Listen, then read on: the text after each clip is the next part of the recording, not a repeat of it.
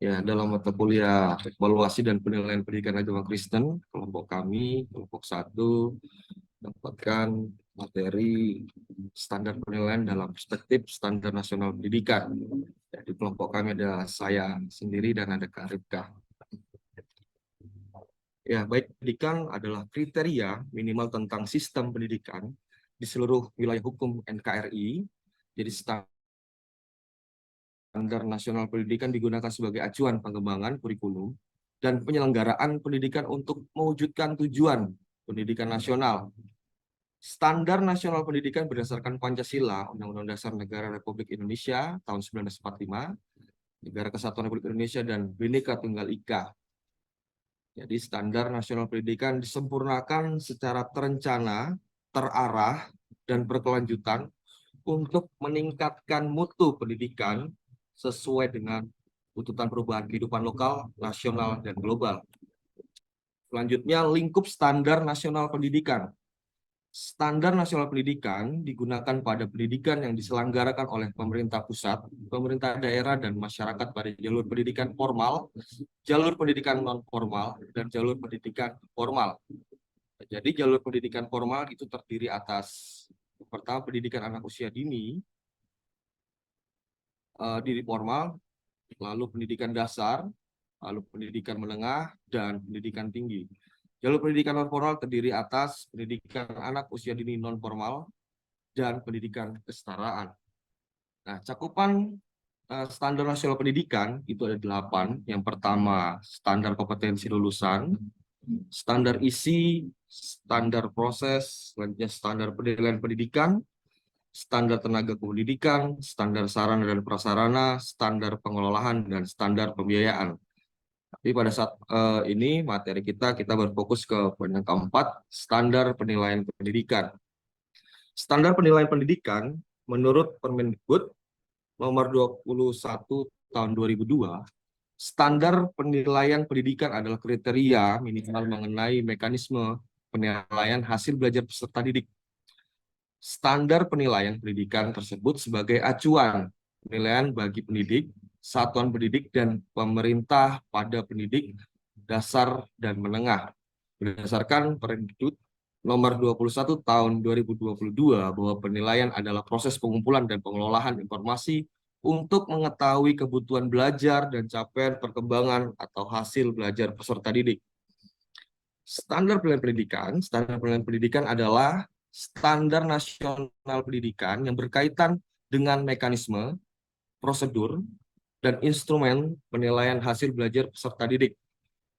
Nah, ini yang perlu digarisbawahi. Artinya, pemerintah sudah mengatur bagaimana tahap-tahap melakukan penilaian, langkah-langkah yang harus ditempuh oleh pendidik, dan alat yang digunakan untuk mengumpulkan informasi. Di sini ada tiga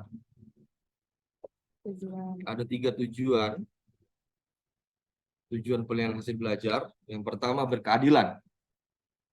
Penilaian yang tidak bias oleh latar belakang, identitas, atau kebutuhan khusus peserta didik. Kedua, objektif. Ya, penilaian yang didasarkan pada informasi faktual atas pencapaian perkembangan atau hasil belajar peserta didik. Selanjutnya ada edukatif, penilaian yang hasilnya digunakan sebagai umpan balik bagi pendidik, peserta didik, dan orang tua untuk meningkatkan proses pembelajaran dan hasil belajar.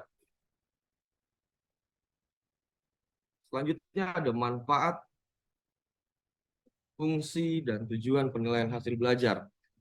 Yang pertama, manfaat, pendidikan bisa memantau perkembangan peserta didik baik dari aspek sikap, pengetahuan, dan keterampilan. Kedua, fungsi, ya, fungsi penilaian hasil belajar sebagai acuan atau pedoman untuk tenaga pendidik dalam menjalankan penilaian pembelajaran peserta didik, menciptakan penilaian yang transparan, sistematis, dan komprehensif. Ketiga, menjadi acuan dalam menjalankan prinsip-prinsip penilaian. Lalu tujuan, menciptakan proses penilaian yang mengarah pada tercapainya standar kompetensi lulusan. Presentasi selanjutnya akan dilanjutkan oleh Ibu Ripka. Baik, terima kasih. Oke, baik, Bapak Ibu, saya akan melanjutkan presentasi. Tetapi sebelum saya melanjutkan, saya pengen memberikan sebuah pemahaman karena ini kan kami membahas tentang standar penilaian dalam perspektif standar nasional pendidikan. Jadi kami membahas dua materi begitu ya. Yang pertama yang disampaikan oleh Pak Aris tadi itu adalah standar nasionalnya, jadi standar nasional pendidikannya.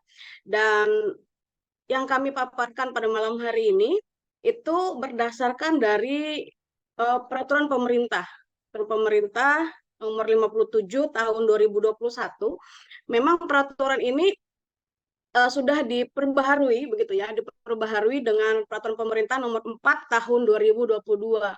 Tetapi ketika kami selidiki di PP nomor 57 ini masih berlaku begitu ya. Jadi di PP nomor 4 itu pembaharuan, namun di PP nomor 57 itu masih berlaku. Nah, sedangkan untuk standar penilaiannya itu sendiri, itu yang kami sampaikan di sini, itu berdasarkan dari Permen, ya Peraturan Menteri Pendidikan seperti itu di nomor 21 tahun 2022. Jadi yang disampaikan permen yang terbaru begitu ya. Jadi jika nanti teman-teman agak ada menemukan sesuatu yang berbeda, itu berdasarkan dari permen yang ada saat sekarang ini seperti itu. Nah, kalau kita melihat tadi dikatakan mengenai standar nasional pendidikan. Jadi standar nasional pendidikan ini memang diperlukan untuk penyesuaian terhadap dinamika dan perkembangan ilmu pengetahuan dan teknologi secara menyeluruh seperti itu. Nah, kemudian tadi sudah disampaikan oleh Pak Aris, kemudian saya menyampaikan terkait dengan prosedur penilaiannya. Prosedur penilaian hasil belajar berarti ini termasuk di dalam standar penilaian itu sendiri. Jadi masuk di materi yang kedua begitu ya. Nah, dalam melakukan penilaian hasil belajar, maka ada beberapa hal yang harus dilakukan. Seperti itu. Yang pertama adalah perumusan tujuan penilaian itu sendiri. Nah, dalam merumuskan tujuan penilaian ini, kita harus memperhatikan keselarasannya dengan tujuan pembelajaran yang merujuk pada kurikulum yang digunakan oleh satuan pendidikan itu sendiri.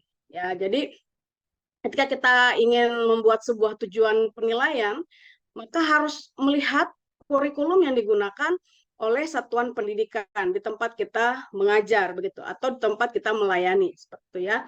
Nah, kemudian dari hasil perumusan tujuan tersebutlah kemudian dimuat dalam perencanaan pembelajaran. Yang kedua, next Pak.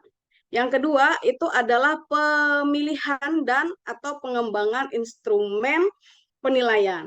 Nah, hal ini dilaksanakan oleh pendidik ya dengan mempertimbangkan karakteristik kebutuhan peserta didik. Jadi hal yang harus kita pahami juga dalam melakukan penilaian, penilaian itu dilakukan oleh tiga Bapak Ibu.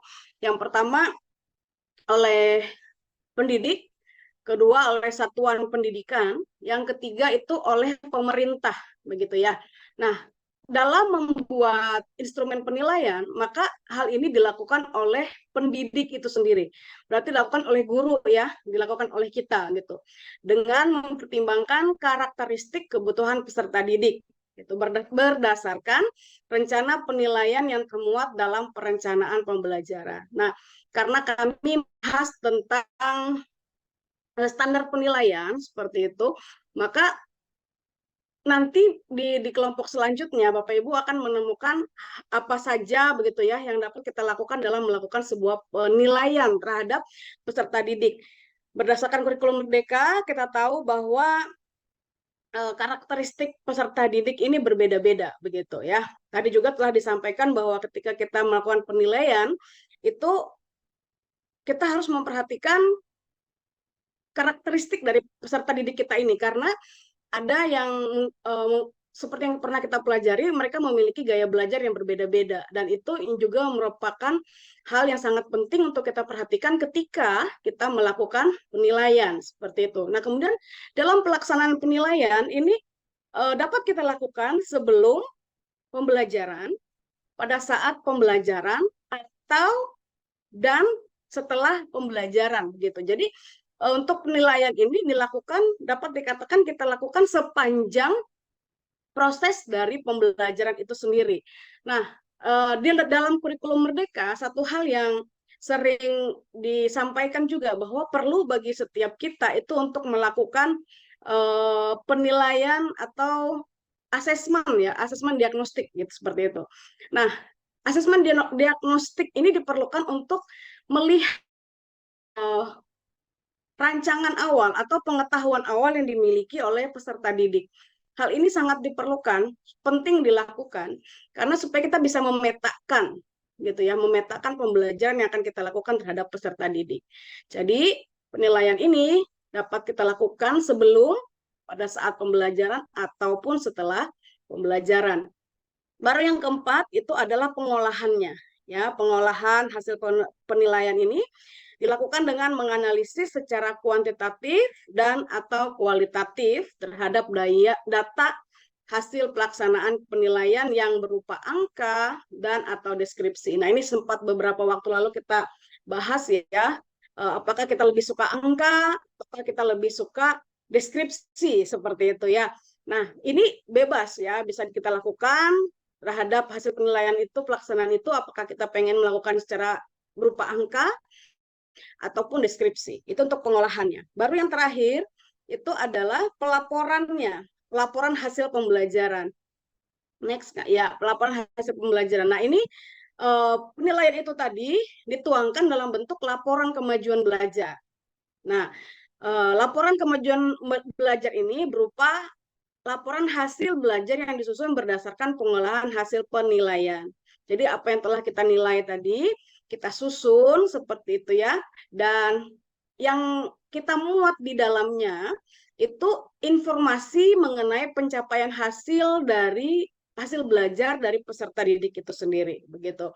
Nah, yang perlu kita perhatikan juga untuk pendidikan anak usia dini, maka perlu dimuat bagaimana pertumbuhan dan perkembangan anak tersebut selama mengikuti pembelajaran.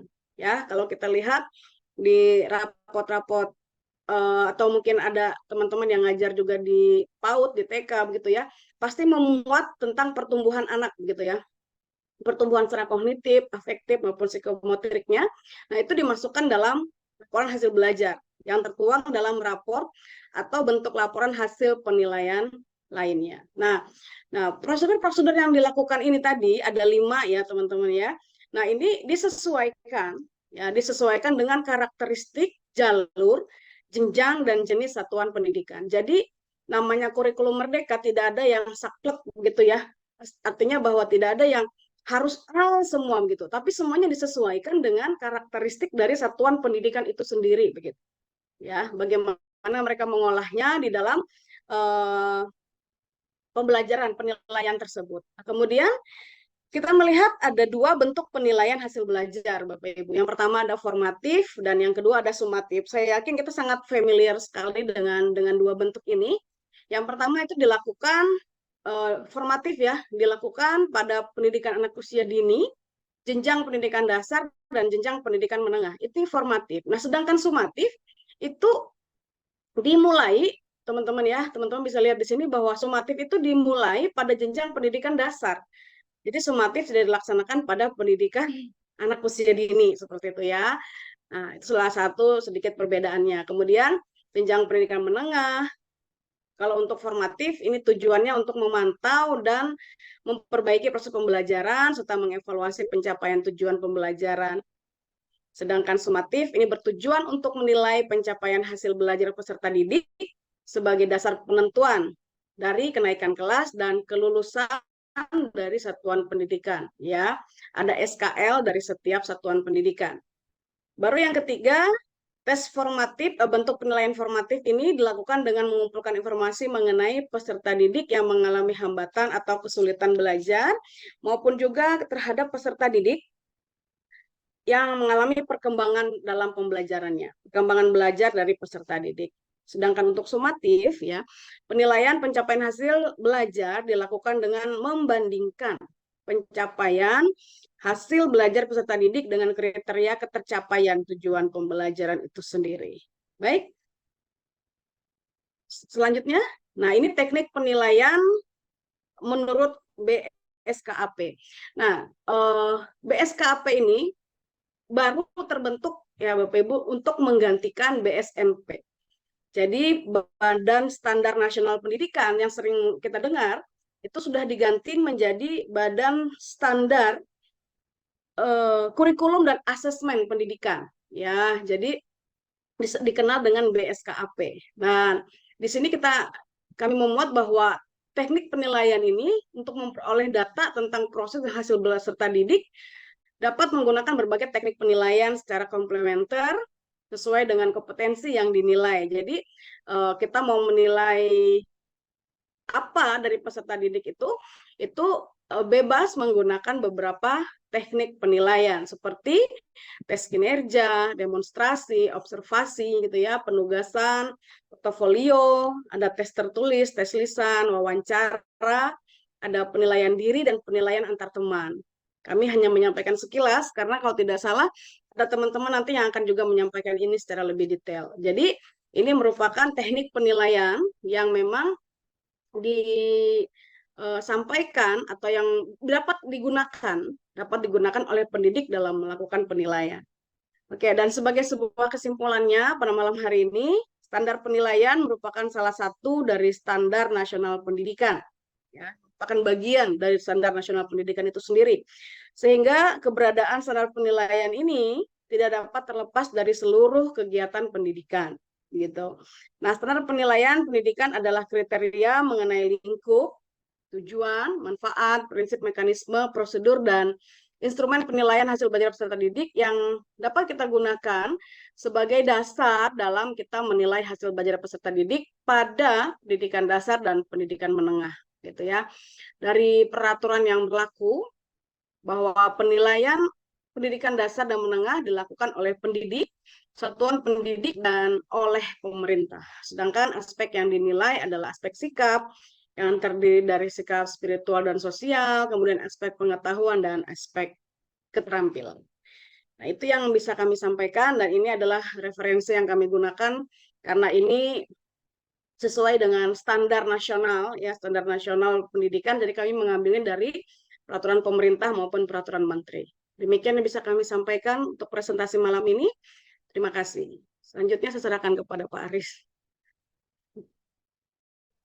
Silakan teman-teman mengajukan pertanyaan kepada kelompok ya. Silakan 3 orang pertama untuk pertanyaan dan silakan dicatat pertanyaannya ya.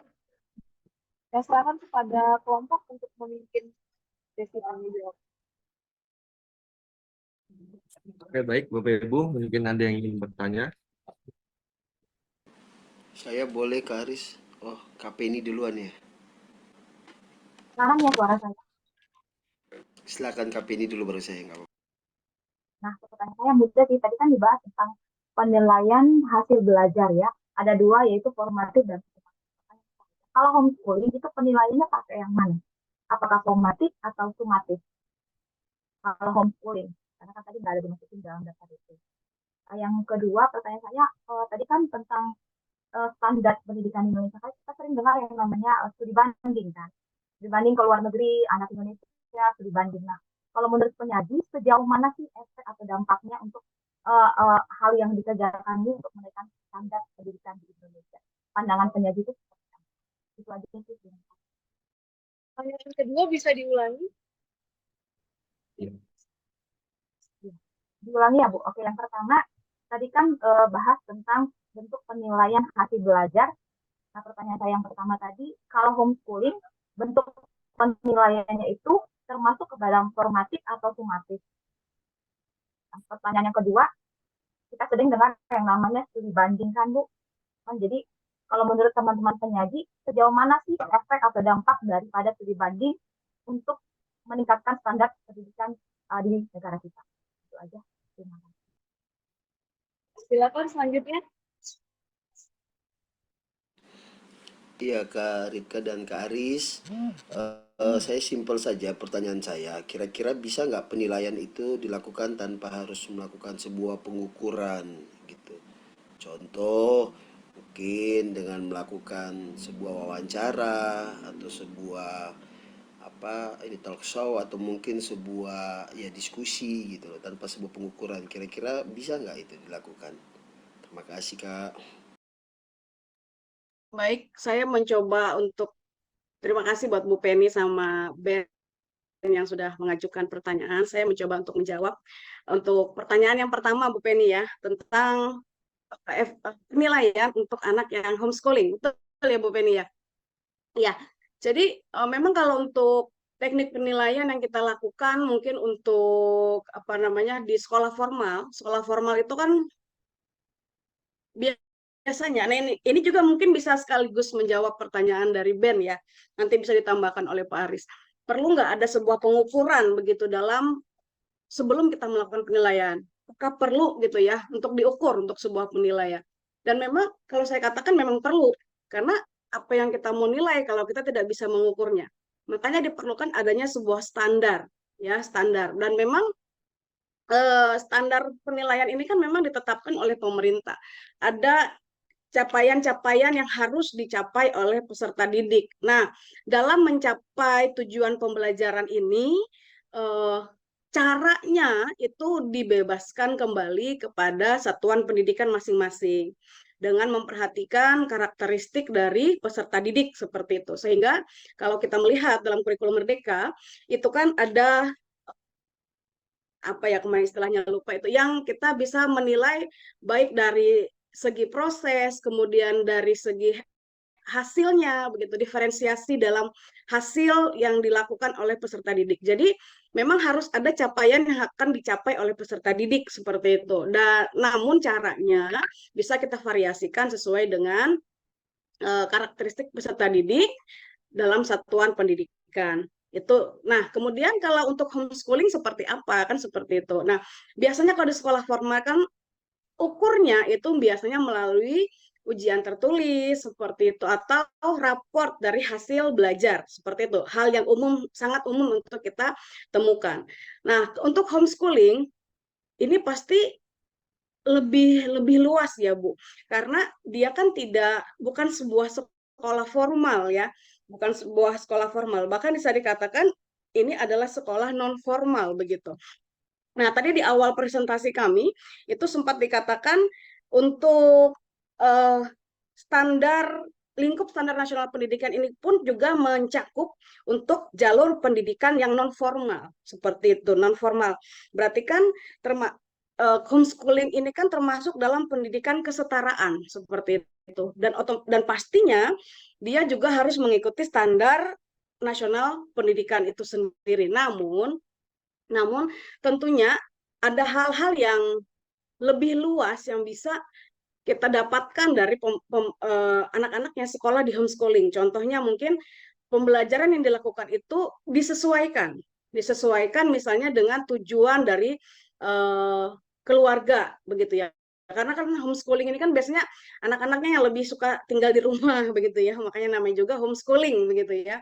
Nah, kita bisa menyesuaikan ketercapaian pembelajaran itu dengan tujuan pendidikan yang dilakukan di keluarga seperti itu.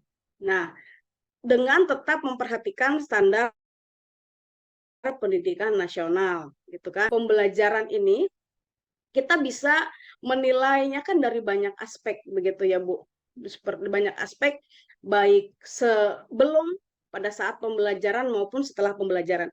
Seperti itu, dan memang dia akan lebih terarah. Secara garis besar sebenarnya tidak terlalu banyak jauh berbeda. Hanya saja dari teknik penilaian akan lebih banyak kita memerlukan variasi dalam melakukan penilaian itu sendiri. Selain itu, kita juga memperhatikan apa yang menjadi tujuan dalam keluarga yang melakukan homeschooling tersebut, seperti itu. Dan tentunya kita membuat pembelajaran itu menjadi pembelajaran yang sangat menarik bagi anak tersebut, karena dia tidak memiliki teman-teman begitu, sehingga pembelajaran yang dilakukan itu akan lebih dikemas dalam bentuk yang lebih kreatif. Namun sekali lagi bahwa semuanya tetap harus mengikuti standar nasional pendidikan. Tidak lepas dari itu semua karena homeschooling terdalam pendidikan penyetaraan begitu. Jadi tetap dalam lingkup standar nasional pendidikan. Itu yang bisa saya sampaikan, mungkin bisa ditambahkan oleh Pak Aris. Oke, baik. Saya akan dari Kak. Tadi pertanyaannya sejauh mana ya Kak ya? Efek atau yang kedua, pertanyaan kedua. Sejauh mana efek atau dampak meningkatkan standar penilaian di Indonesia? Gitu ya Kak ya? Kaitannya dengan studi banding. Yang kaitannya dengan studi banding gitu. Ya, sebenarnya masih yang Kak Penny, menurut Kak Penny, apa hubungannya penilaian dengan studi banding Kak? Atau saya yang salah tangkap ini? Hubungannya penilaian dengan studi banding itu. Maksudnya studi banding dalam membandingkan pendidikan Indonesia dengan pendidikan luar kah? Seperti itu kah Bu Penny atau seperti apa? Iya, bisa seperti itu juga ya. Jadi kalau saya tangkap dari pertanyaan Bu Penny, mohon maaf kalau misalnya saya salah memahami, tetapi kalau yang saya pahami dari pertanyaan Ibu Penny tadi adalah standar mutu pendidikan Indonesia dibandingkan dengan pendidikan di luar seperti itu ya. Dan kalau boleh saya jawab begitu, standar nasional pendidikan ini tidak merupakan suatu hal yang baku begitu ya, tetapi dia pasti akan mengalami penyempurnaan, menyesuaikan dengan perubahan zaman seperti itu. Atau bisa dikatakan seperti yang disampaikan di presentasi kami bahwa sempurnakan secara terencana, terarah, dan berkelanjutan untuk meningkatkan mutu pendidikan sesuai dengan tuntutan perubahan kehidupan nasional dan global. Nah, tentu yang global ini mungkin ya yang jadi pembandingannya. Dan memang saya pribadi pun tidak terlalu pahami seperti apa mutu pendidikan Indonesia dibandingkan di luar sana begitu. Tapi kalau saya boleh mengambil sebuah contoh dari anak saya sendiri aja begitu ya, anak saya sendiri saja. Jadi anak saya itu dua berbeda sekolah dengan berbeda kurikulum seperti itu. Yang pertama dia sekolah di sekolah, dua-duanya sama-sama di swasta. Yang pertama itu di Katolik. Nah, anak saya yang kedua itu di Global Nusantara seperti itu, National Plus. Nah, yang kakaknya ini menggunakan kurikulum yang Indonesia punya lah seperti itu. Nah, sedangkan yang adiknya itu menggunakan kurikulum Singapura, Marshall Cavendish kalau saya tidak salah itu ya untuk buku-bukunya. Dan memang saya melihat dari cara pembelajarannya itu sangat berbeda begitu ya. Dari capaian pembelajarannya juga berbeda begitu. Dan untuk penekanannya pun yang adiknya itu lebih menekankan pada konsep begitu. Nah, sedangkan kebalikannya dengan kakaknya. Di sini saya melihat bahwa memang ada perbedaan yang cukup terlihat nyata begitu ya. Walaupun sekolah anak saya ini masih di kabupaten ini begitu, tapi sedikit banyak ada begitu ya. Tetapi kita butuh pendidikan di Indonesia pun tidak kalah untuk bersaing begitu. Karena memang ada banyak juga mencetak orang-orang yang jenius, orang-orang yang hebat, orang-orang yang berhasil. Di dalam pelaksanaan kurikulum Merdeka ini, walaupun memang masih banyak satuan pendidikan yang belum melaksanakannya seperti itu, tapi kita melihat bahwa efeknya memang sangat berbeda. Pelaksanaan pembelajaran pun berbeda seperti itu. Siswanya akan peserta didik bebas untuk berekspresi dan bebas bisa mencapai tujuan pembelajaran sesuai dengan gayanya sendiri, karakternya sendiri. Nah, bagaimana kita bisa membandingkannya dengan yang luar punya seperti itu. Dan tentu setiap kurikulum, setiap satuan pendidikan atau setiap standar penilaian nasional itu memiliki kelebihan dan kekurangan masing-masing, tentunya seperti itu. Tetapi kalau saya boleh rangkumkan dari penjelasan saya ini begitu ya, bahwa yang untuk bisa membedakan dari itu semua dan bisa membuat Indonesia itu bersaing adalah ketika Indonesia dapat mungkin memang masih salah. Contohnya masih banyak hafalan seperti itu, masih banyak ceramahnya begitu ya, dari strategi, model maupun apapun, sehingga lebih membebaskan peserta didik bisa untuk mencapai capaian pembelajaran sesuai dengan karakteristiknya masing-masing. Seperti itu. Itu kalau menurut saya, Bu Penny.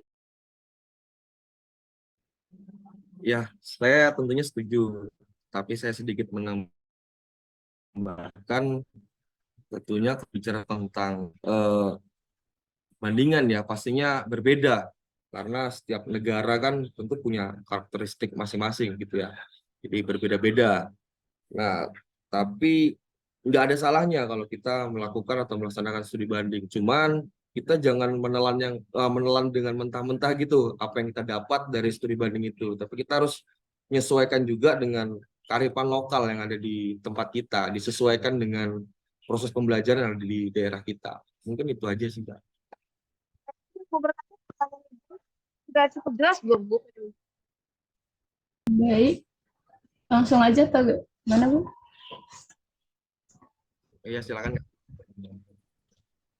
Baik, terima kasih buat kelompok yang sudah mempresentasikan pertanyaan saya. Baca-baca dari kesimpulan yang tadi dibacakan oleh Bu Rika, yaitu berkata satu dari standar nasional pendidikan, sehingga keberadaannya tidak dapat terlepas dari seluruh kegiatan pendidikan. Itu saya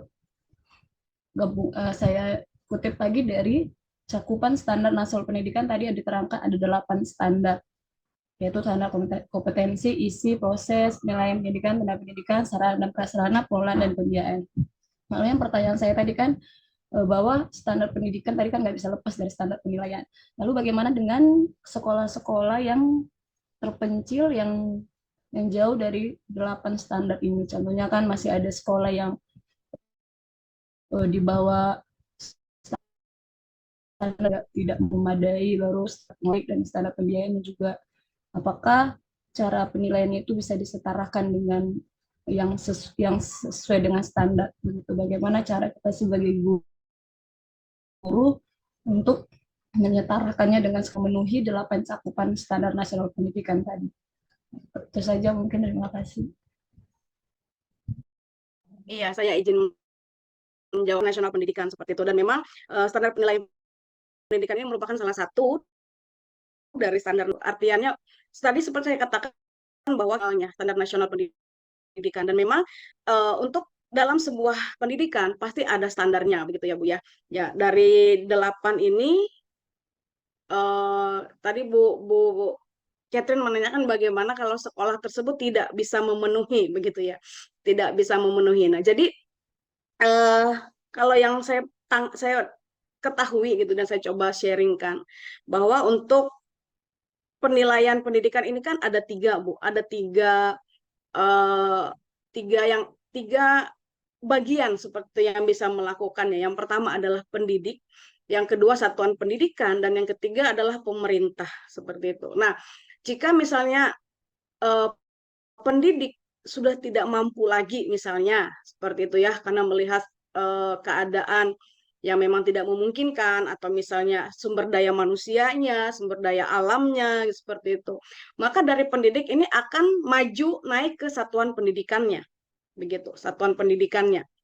Jadi dari dinas pendidikannya mungkin akan turun seperti itu, seperti apa, mengevaluasi keberadaan sekolah ini gitu. Baru yang ketiga, setelah memang dari satuan pendidikan ini tidak sanggup lagi begitu ya, atau dari sekolah maupun dari dinas yang terkait tidak mampu lagi, maka pemerintah akan turun tangan begitu ya untuk mengevaluasi apakah sekolah ini memang dapat untuk diteruskan keberadaannya, ataukah bisa untuk integrasikan dengan sekolah yang lain, digabung seperti itu ya dengan sekolah yang lain. Kalau menurut saya sih seperti itu, Bu, karena memang namanya juga standar ya, berarti kan memang harus paling tidak sesuai dengan standar yang dilakukan seperti itu. Jadi kalau sampai 8-8-nya tidak terpenuhi, ya akan memang sangat disayangkan, karena nanti akan sangat berhubungan terkait dengan kompetensi yang dimiliki oleh peserta didik yang lulus dari sekolah tersebut. Jika dia tidak memiliki standar kompetensi lulusan yang memadai, takutnya nanti dia tidak bisa bersaing dengan kehidupan setelah setelah sekolah gitu, kehidupan di luar atau dunia kerja ataupun masyarakat di sekitar dia. Seperti itu kalau menurut saya, Bu. Ya, baik. Saya mencoba menambahkan, tentunya kalau kita melihat saat ini, pemerintah di Indonesia ini kan sedang mengupayakan ya, Bu, ya, sedang mengupayakan bagaimana berbicara tentang kurikulum merdeka ya. Jadi di dalam kurikulum merdeka itu pemerintah hanya tentukan capaian pembelajaran.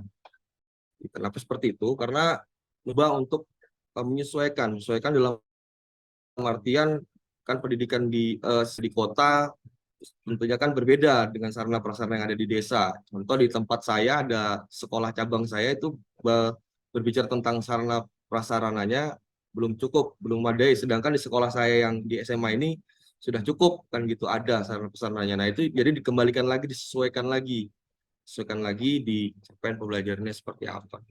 Baik, terima kasih. Tetapi kan seperti yang Ibu Rika tadi katakan bahwa standar lulusan itu kan mengikuti standar nasional.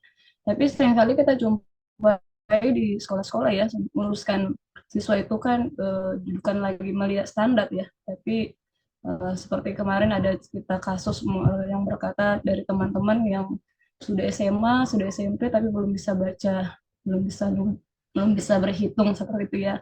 Jadi memang prakteknya kita di Indonesia ini sebenarnya tidak sesuai. Kalau tadinya 8 standar itu diikutin, pastinya kan tidak bisa anak-anak siswa bisa bersaing dengan orang-orang luar seperti itu ya. Tapi mengingat memang banyak sekolah yang meluluskan semuanya padahal tidak sesuai standarnya, ini ya praktek dengan seperti yang mereka bilang tadi, ada 3 tadi satuan pendidik pemerintah, sepertinya sih kurang ini ya, karena memang sekolah kalau mengadu kepada satuan pendidik sepertinya tidak direspon, bahkan juga kepada pemerintah apalagi seperti itu ya. Sepertinya memang kita sebagai pendidik lah yang harusnya memberi nilai itu secara nyata. Tapi memang kalau kita memberi nilai secara nyata juga sekarang kan dibatasi. Contohnya seperti absen saja kan, contohnya siswa itu hampir 20 kali tidak datang, tapi di rapot kan tidak diperbolehkan untuk membuat seperti itu. Jadi sebenarnya kita banyak tertekan dan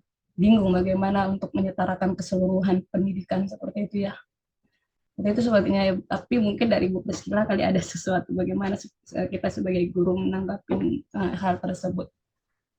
Terima kasih buat Bu Rika sama Pak Aris yang sudah tadi memberikan tanggapan.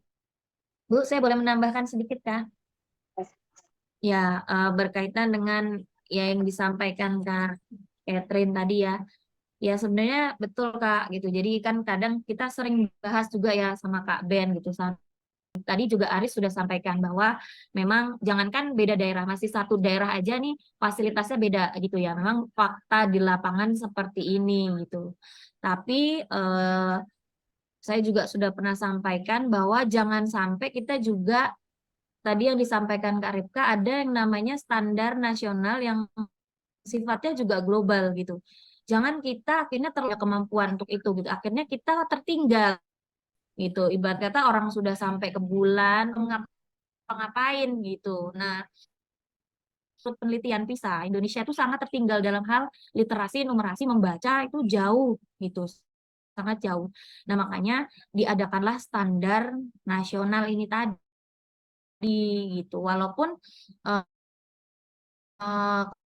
kembali lagi ya, itu tidak selalu, misalkan kayak IPTEK, itu kan berbicara tentang kemajuan teknologi, harus ada sarana, prasarana gitu ya.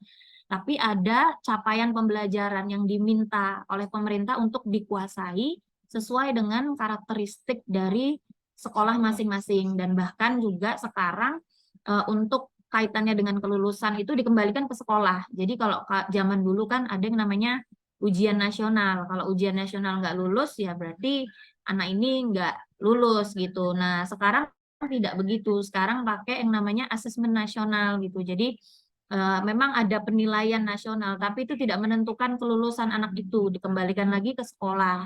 Gitu seperti itu. Jadi mungkin yang ingin sedikit saya sampaikan adalah mungkin kita harus menerima kenyataan memang Indonesia tuh majemuk gitu ya. Banyak macamnya, beda-beda gitu. Nah tapi bukan berarti itu juga jadi alasan untuk kita menerima kenyataan, oh kita harus begini. Tapi harusnya kita berkaca, ada standar nasional yang kita kejar, ada cita-cita yang mau kita capai gitu, yang kaitannya dengan nilai global. Itu Silakan dilanjut dulu ya. Oh, Bu Rito masih mau ngomong, Bu? Oke, terima kasih Bu Rema buat masukan. Enggak, Bu. Saya mengucapkan makasih aja sama Bu Rema sudah membantu. Oke, Ibu, apakah kedengeran? Ya, sekarang jelas sekali. Kaget. Apakah, aduh, apakah kedengeran nggak Kak suara saya? Jelas sekali deh. Lanjut. Oke, ini sebenarnya saya nggak itu memang masih berhubungan dengan pertanyaan Ibu Penny tadi sih Kak. Maksudnya, saya mau bertanya gini. Ini kan penilaian kan katanya tadi kan ditentukan oleh pemerintah dan yang dinilai itu sesuai dengan standar nasional ya. Jadi ada standarnya dan yang menentukan itu adalah pemerintah. Yang menjadi pertanyaan saya gini Kak, bagaimana jika tujuan pembelajaran tidak tercapai dan bagaimana seorang guru memberi nilai terhadap pembelajaran tersebut? Karena kan seringnya materi kan misalnya materi kan ada standarnya atau ada RPS-nya gitu, tapi kan materi kadang kan nggak tercapai gitu kan. Materi yang disampaikan kepada anak-anak kan kadang nggak tercapai sesuai dengan standar yang ada gitu. Nah, bagaimana kita seorang guru itu memberikan nilai kepada anak didik tersebut, sedangkan pembelajarannya masih belum terpenuhi gitu. Mungkin itu Kak. Pak Aris, mungkin? Ya, baik. Oke, baik. Saya coba. Oh Ya. ya. Sedikit aja Kak ini. Kalau di konversi itu bisa dilanjutkan di kelas berikutnya ya setahu saya. Lalu kalau misalnya itu kan nanti pas penilaian ada deskripsinya.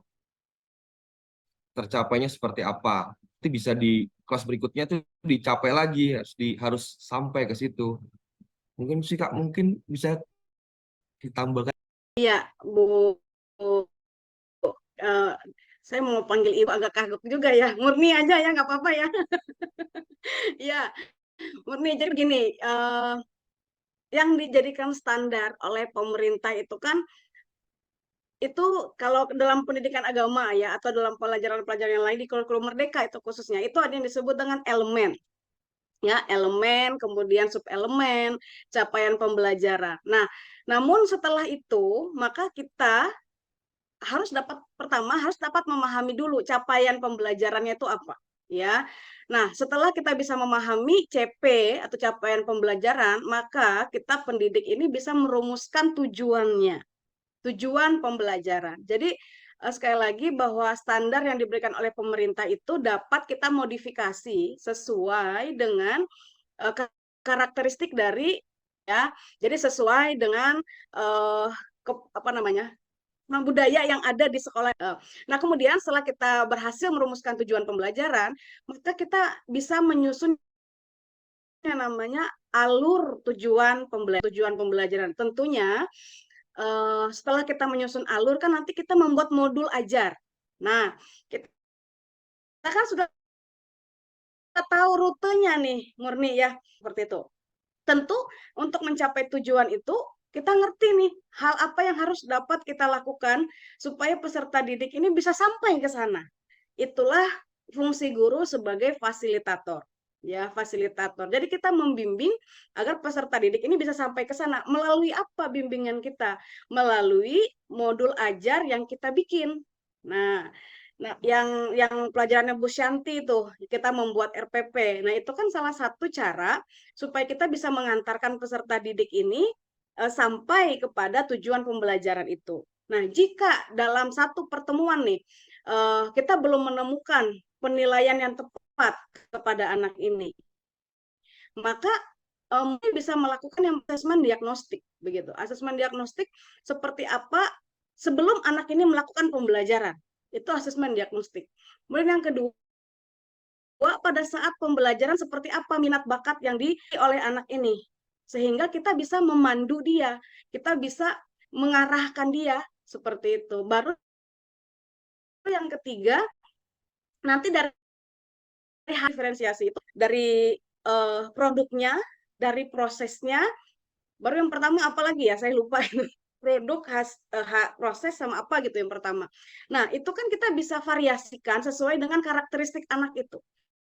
Jadi nggak bisa kita samakan si A dengan si B untuk pencapaiannya dan penilaiannya, karena mereka berbeda seperti itu. Nah, oleh karena itu, kita sebagai fasilitator itu tadi, guru sebagai fasilitator sudah ngerti tujuannya apa, sehingga dalam membuat modul ajar, itu kita bisa membuat rancangan-rancangan pembelajaran yang membuat peserta didik ini sampai kepada tujuannya. Itu kalau menurut saya, Murni. Jadi memang agak lebih keras kita guru bekerja dalam membuat desain pembelajaran itu sendiri. Seperti yang kemarin dalam pembelajarannya Pak Purim ya, kita membuat kurikulum seperti itu. Nah, seperti itulah, Dek. Seperti apa supaya peserta didik ini sampai pada tujuan pendidikan itu. Bagaimana? Apakah Ber- bisa diterima? Berarti kita menilai bisa, berarti dari pemerintah itu kita bisa dikasih kesempatan untuk memodifikasi ya Kak, penilaiannya Betul. gitu. Iya, betul. Oh, Bisa. oke Mm. oke oke, Jadi nggak makasih. yang pemerintah ngasih seperti ini gitu. Kita harus ikut seperti itu. Ya kalau memang kita nggak mampu, kita bisa pakai cara yang lain gitu. Contoh mau berangkat ke Bogor gitu ya, bisa lewat darat, bisa lewat udara, bisa lewat laut mungkin. Gitu umurnya. Oke Kak, baik, makasih. Terima kasih. Oke, Pak Haris mau tambahkan? Sudah Bu, cukup Bu. Kita appreciate dulu buat sangat baik pemaparannya. Itu ada beberapa hal yang harus kita lakukan dari pertanyaan-pertanyaan yang sudah disampaikan ya. Pertama mengenai homeschooling. Ini dari Ibu Penny. Jadi homeschooling itu pakai evaluasi apa dan dampak pakai evaluasi apa? Ini sudah ada dampak dari studi banding. Tadi sudah disampaikan bahwa homeschooling itu sama adalah pendidikan informal. Sebenarnya dia adalah pendidikan informal. Dan ketika nanti dia akan ujian, itu dia akan lanjut ke jenjang yang lebih tinggi ya, gitu ya. Jadi dia harus mengikuti penyetaraan. Penyetaraan itu bisa paket A, paket B, atau paket C. Itu ya untuk homeschooling. Kemudian sejauh mana dampak dari studi banding untuk meningkatkan standar nasional pendidikan? Ini sudah dijawab juga oleh penyaji. Jawabannya cukup bagus. Sebenarnya studi banding ini bisa membuat kita untuk mencari benchmarking. Jadi ada istilah di dalam pendidikan tuh benchmarking. Jadi benchmarking ini kita mencari kira-kira ini yang paling, ini pembandingnya, ini kita. Jadi kita mau benchmarkingnya sejauh mana? Tentunya benchmarkingnya ini dibalikan lagi kepada kearifan lokal. Tadi seperti itu ya, dibalikan lagi kepada aturan-aturan. Memang sih Indonesia ini terlalu ribet ya, kalau menurut saya. Terlalu ribet untuk yang namanya pendidikan. Kenapa? Orang yang kuliah di luar negeri, ketika dia kembali ke Indonesia dan dia akan mengajar, itu perlu ada namanya penyetaraan industri. Ini kesulitan. Mungkin untuk kita wow keren ya pendidikan itu. Tapi ketika dia kembali ke Indonesia, dia harus yang namanya penyetaraan ijazah. Kemudian di Indonesia ini terlalu aku nggak bilang itu sulit ya, tapi standar pendidikan itu tuh high, bahkan di luar negeri aja usia sekitar 20-an dia sudah bisa mencapai gelar profesor. Kalau di Indonesia agak sulit ya, terlalu banyak step-step yang harus dilewati seorang dosen untuk sampai dia mendapatkan gelar profesor. Belum lagi ditambah Indonesia ini gimana ya, Kemendikbud, terus kita yang dibawa Kemenang gitu ya, ada 2 pintu gitu kan, ada pintu pertama dan pintu kedua untuk kita maju ya. Ada begitu banyak standar-standar yang dilakukan dalam dunia pendidikan. Masih dibedakan antara pendidikan agama dengan pendidikan umum gitu. Agak berbeda dengan di luar negeri ya. Di luar negeri orang sudah membedakan antara pendidikan dan umum. Nah selanjutnya ada pertanyaan juga yang kedua. Bisakah penilaian atas sebuah pengukuran? Kayaknya sudah dijawab dengan baik. Tidak bisa. Karena sekali lagi yang namanya Bu, suaranya putus-putus, Bu. Bisa ya, yang namanya penilaian ini curang, yang namanya pembelajaran pasti harus diukur. Jadi tidak mungkin sebuah itu dengan adanya. Kemudian selanjutnya dari segi keterisian. Bagaimana jika ada sekolah yang tidak memenuhi 8 standar pendidikan? Bapak Ibu, 8 standar pendidikan itu adalah akan mempengaruhi nilai akreditasi. Betul nggak Bapak Ibu? Ketika kita akreditasi, pasti yang akan menjadi acuannya adalah SMP, standar nasional pendidikan. Gitu ya. Jadi kalau seumpama ada sekolah dia tidak melaksanakan standar nasional pendidikan, ini akan mempengaruhi nilai akreditasi. Dan ketika mereka tidak akreditasi, berarti ini akan mempengaruhi performa kinerja dari sekolah itu. Gitu ya. Jadi keterkaitannya ini sangat kuat sekali antara evaluasi dengan nantinya nilai akreditasinya ya. Jadi SNP ini sangat mempengaruhi. Jika tidak memenuhi standar, ya pastinya nilai akreditasinya pasti dia tidak terakreditasi dan dampaknya dia tidak akan bisa mendapatkan siswa. Ya, siswanya tidak akan memilih untuk sekolah di situ. Seperti itu sih ya dampaknya. Oke, selanjutnya dari Bu Murni Manhareva.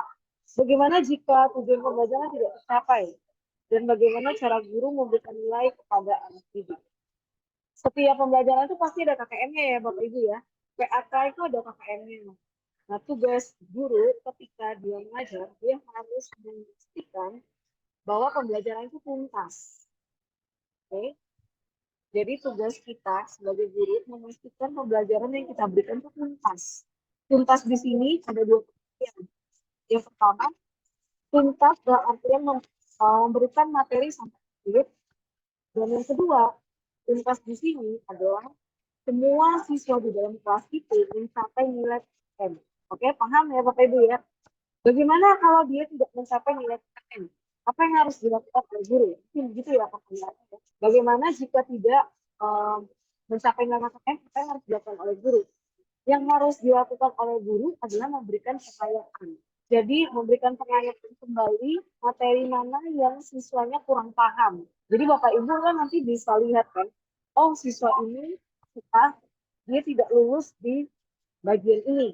Berarti bagian itu perlu diadakan pengulangan kembali, kemudian dilakukan evaluasi kembali. Seperti itu ya Bapak Ibu. Rasanya kurikulum Merdeka sudah memberikan. Jadi bisa saja guru untuk melakukan materi di mana muridnya tidak mencapai. Seperti itu ya Bapak Ibu ya. Oke. Rasanya cukup. Ada lagi yang mau menambahkan? Nah, saya tidak menyarankan setiap guru perlu dipahami ya Bapak Ibu ya. Tapi diskusinya cukup baik. Mungkin kita perlu memahami di Indonesia ini memang negara kita negara kepulauan. Itu pertama ya. Kedua, untuk mencapai di Indonesia ini, untuk mencapai SNP saja, ada daerah yang namanya daerah 3T. Tahu 3T? Oh, itu daerah 3T. Ada yang bisa bantu saya? Terdepan, tertinggal, terluar, Bu.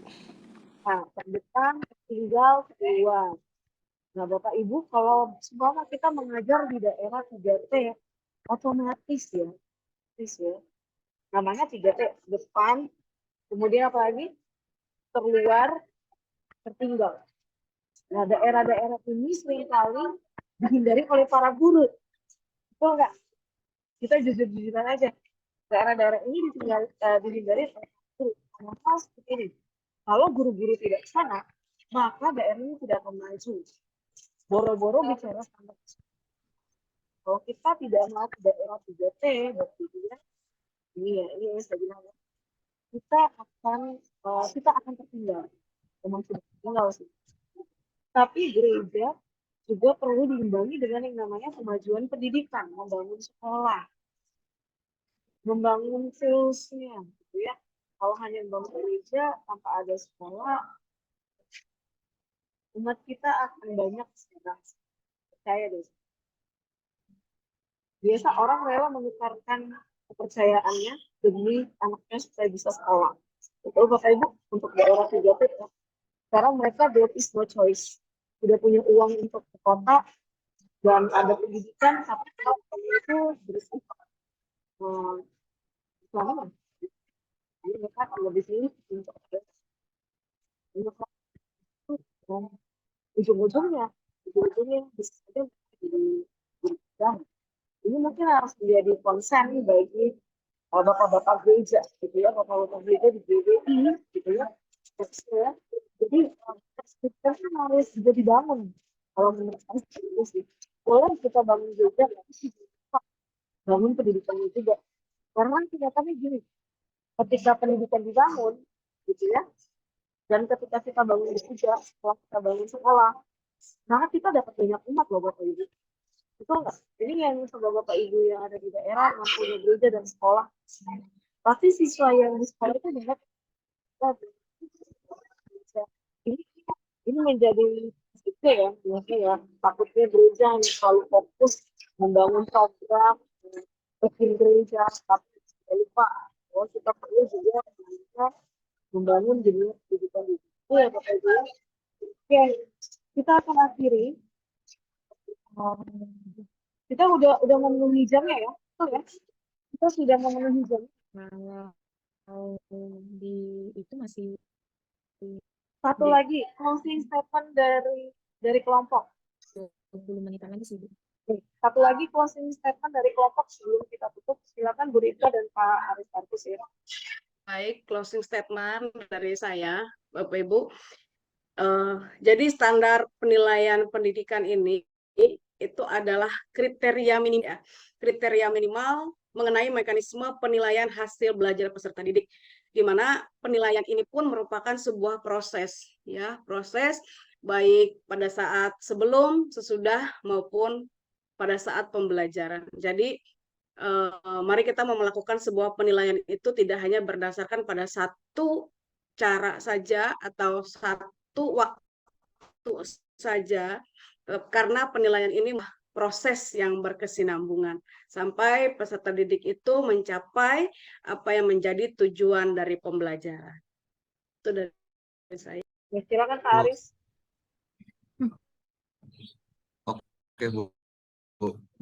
Jadi ya itu yang pasti untuk kemajuan yang ada di Indonesia. Makasih, Bu.